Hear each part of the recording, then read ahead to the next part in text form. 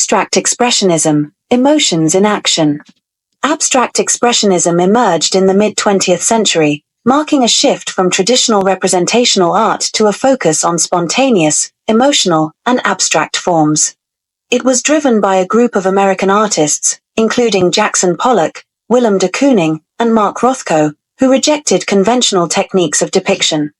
Instead, they emphasized the act of creation itself, using bold, gestural brushstrokes, drips, and vibrant colors to convey raw emotion and individuality.